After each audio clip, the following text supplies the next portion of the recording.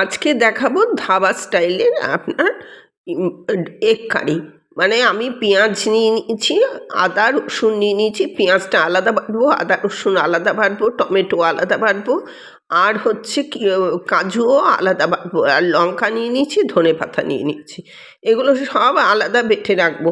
যথারীতি কড়া বসিয়ে দিয়েছি, কড়ার মধ্যে একটু নুন দিয়ে দিলাম, আর সাথে লঙ্কা গুঁড়ো আর হলুদ, এই দুটো একটু দিয়ে আমি সুন্দর করে ডিমটাকে ভেজে নেব।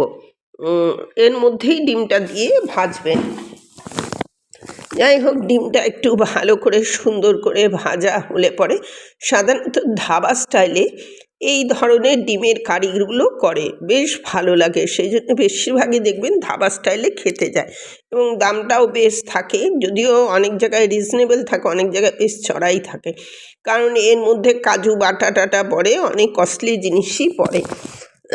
এবার ডিমটা দেখুন যথারীতি ভালোভাবে আমি ভেজে নিচ্ছি ডিমটা। এবার ভাজা হয়ে গেলে ডিমটা আমি তুলে নেব। এবার ডিমটা তো আপনার একটু এই ধরনের লাল করে, মানে কম ভাজাটা করবেন না, একটু লাল করে ভাজবেন। ভাজা হয়ে গেল, এবার তার মধ্যেই ওই কড়াতেই ওই তেলেই আমি একটু তেল দিয়ে দিলাম। তেলের মধ্যে আমি এলাচ, দারচিনি, লবঙ্গ তিনটেই ফোড়ন দেবো। লবঙ্গ, দারচিনি, এলাচ তিনটেই ফোড়ন দেবো, কিন্তু এলাচটা একটু ফাটিয়ে দেবেন, নাহলে চোখে মুখে এসে পড়বে। এবার তিনটা ফোড়ন দেওয়ার পরে আমি জিরে দিয়ে দিলাম, এবং তার মধ্যে আমি পেঁয়াজ বাটাটা প্রথমে দিলাম। পেঁয়াজ বাটাটা খানিকটা হওয়ার পরে আমি আদা রসুন বাটাটাও দিয়ে দেবো। এবার আদা রসুন বাটাটা আমি যথারীতি দিলাম। আদা রসুনের কাঁচা গন্ধটা বেরিয়ে যাওয়ার পরে, চলে যাওয়ার পরে আমি এর মধ্যে টমেটো দেব।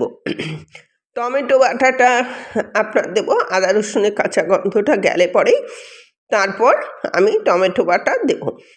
এবার বাই দ্য ওয়ে, আমি নূপুর, আপনারা দেখছেন smile with Nupur and Tania. Please একটু সাবস্ক্রাইব করে দেবেন, বেল আইকনটা টিপতে ভুলবেন না, লাইক শেয়ারটা করে দেবেন, তাহলে নিত্য নতুন বিভিন্ন ধরনের রেসিপি আপনাদের কাছে যথাসময়ে যথারীতি পৌঁছে যাবে। ফিরে এলাম রান্নায়।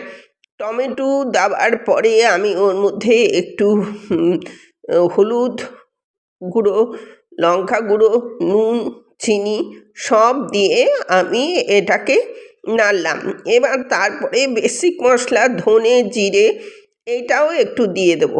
এবার যেটা হচ্ছে কাজু বাটাটা, সেটা এটা জল দেওয়ার পরে একটুখানি নাড়াচাড়া করে তারপর কাজু বাটাটা দেবেন।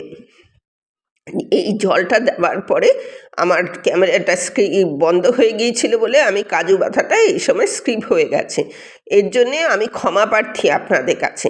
কাজু বাটাটা দিয়ে এরমভাবে নাড়বেন, নাড়তে নাড়তে এটা দেখবেন তেল সাইড দিয়ে বেরিয়ে এসেছে। এটা অত্যন্ত সুস্বাদু হয়। ডিম তো অনেকভাবেই খাওয়া যায়, ডিম অনেকভাবেই খেয়েছেন।